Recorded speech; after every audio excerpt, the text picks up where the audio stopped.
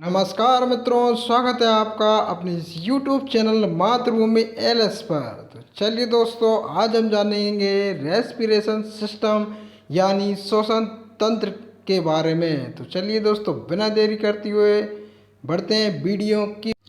Respiration यानी श्वसन oxygen भोज्य पदार्थों का ऑक्सीकरण कर ऊर्जा उत्पन्न करती है। तो भोज्य पदार्थों का ऑक्सीकरण कर ऊर्जा उत्पन्न होने की प्रक्रिया ही श्वसन कहलाती है।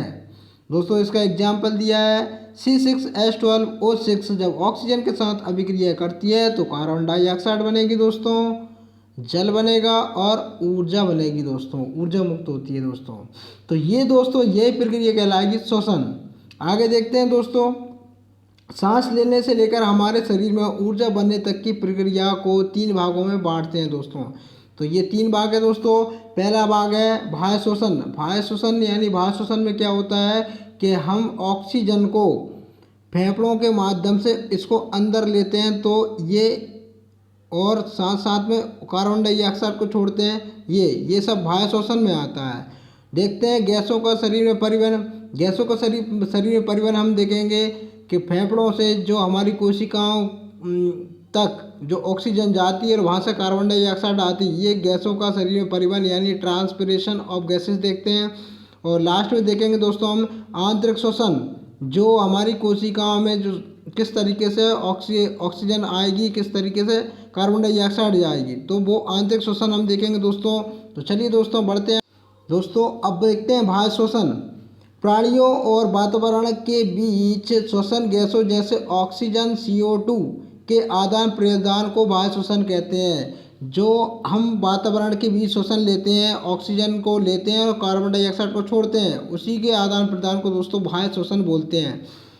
आगे देखते हैं दोस्तों, ऑक्सीजन का शरीर में आना और कार्बन डाइऑक्साइड का शरीर से बाहर जाना एक्सटर्नल रेस्पिरेशन कहलाता है यानी बाह्य श्वसन। ये दोस्तों ऑक्सीजन का शरीर में आना और कार्बन डाइऑक्साइड का जाना, ये एक्सटर्नल यानी बाह्य श्वसन कहलाता है दोस्तों।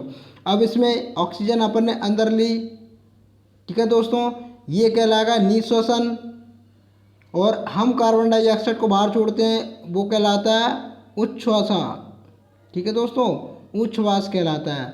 अब इसमें दोस्तों हम जो नाइट्रोजन लेते हैं तो सेम है 78%, ऑक्सीजन 20% होती है, CO2 0.03% और जलवाष्प 0.5% होता है दोस्तों। अब देखते हैं दोस्तों, जो नाइट्रोजन हम छोड़ते हैं तो वो भी सेम होती है, लेकिन यहाँ पे ऑक्सीजन क्या होती है, यहाँ पे 20% ली थी लेकिन हम 16% छोड़ते हैं और कार्बन डाइऑक्साइड 4% छोड़ते हैं। तो दोस्तों ज़्यादा कार्बन डाइऑक्साइड छोड़ते हैं तो इसलिए अपन बोलते हैं कार्बन डाइऑक्साइड हम छोड़ते हैं। ठीक है दोस्तों, अब आगे देखते हैं श्वसन क्रिया में वायु में नाइट्रोजन की मात्रा में कोई परिवर्तन नहीं होता दोस्तों। तो चलिए दोस्तों अब आगे बढ़ते हैं। अब दोस्तों सेकंड स्टेज देखते हैं, गैसों का शरीर में परिवहन।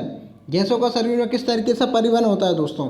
ऑक्सीजन और कार्बन डाइऑक्साइड का लंग्स यानी फेफड़ों से शरीर की कोशिकाओं तक पहुँचना, यानी लंग्स के माध्यम से शरीर की कोशिकाओं का ऑक्सीजन और कार्बन डाइऑक्साइड का पहुँचना ही और वापस फेफड़े तक वापस आने की प्रक्रिया को ही ट्रांसपोर्टेशन ऑफ गैसेस बोलते हैं यानी गैसों का शरीर में परिवहन बोलते हैं।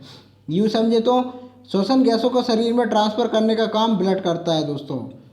इसका काम कौन करेगा, ब्लड करता है दोस्तों।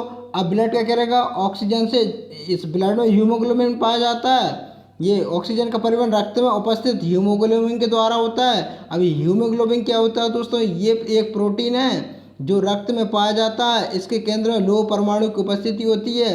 अब ये दोस्तों क्या करेगा, ऑक्सीजन हीमोग्लोबिन से मिलकर ऑक्सी हीमोग्लोबिन बनाएगा और यहाँ से दोस्तों इस माध्यम से इस तरीके से जाएगा और हमारे सस्ता कोशिकाओं तक जाता है दोस्तों।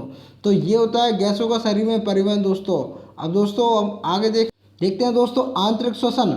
अब आंतरिक श्वसन दोस्तों ये क्या होता है, हमारी कोशिकाओं में होता हो, इसको बोलते हैं हम आंतरिक श्वसन या इसी को ही हम कोशिकीय श्वसन बोलते हैं दोस्तों। आंतरिक श्वसन में श्वसन गैसों का एक्सचेंज कोशिकाओं में होता है दोस्तों, इसलिए इसे कोशिकीय श्वसन कहते हैं। अब कोशिकीय श्वसन 2 प्रकार का होता है, एक होता है अनॉक्सिक श्वसन और एक होता है ऑक्सिक श्वसन। एक क्या होगा अनॉक्सिक श्वसन और एक क्या होगा ऑक्सिक श्वसन।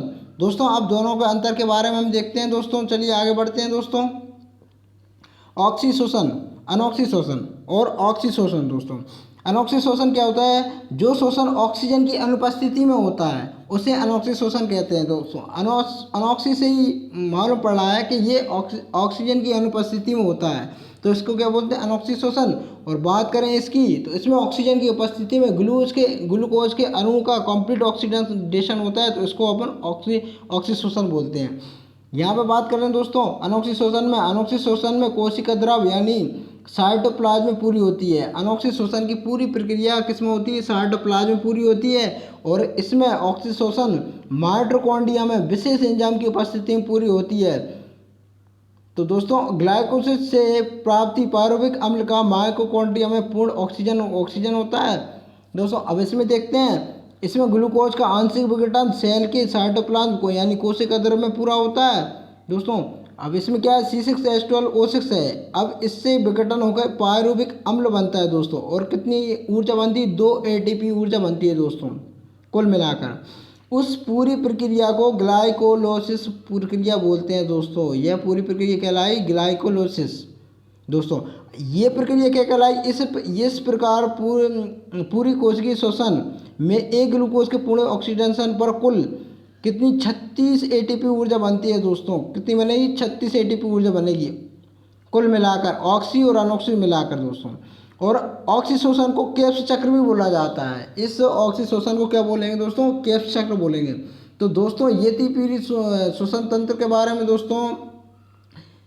आगे देखते हैं दोस्तों, कुछ इंपॉर्टेंट पॉइंट है दोस्तों। मनुष्यों के सांस लेने की दर 12 से 15 बार प्रति मिनट होती है दोस्तों। आगे मनुष्य में श्वसन क्रिया का नियंत्रण मस्तिष्क के मेडुला ऑब्लांगेटा भाग के द्वारा किया जाता है। तो ये कुछ इंपॉर्टेंट पॉइंट थे दोस्तों। उम्मीद करता हूँ आपको समझ में आया होगा दोस्तों। यदि हमारे चैनल को अभी तक आपने सब्सक्राइब नहीं किया तो सब्सक्राइब करना जरूर करें दोस्तों। धन्यवाद।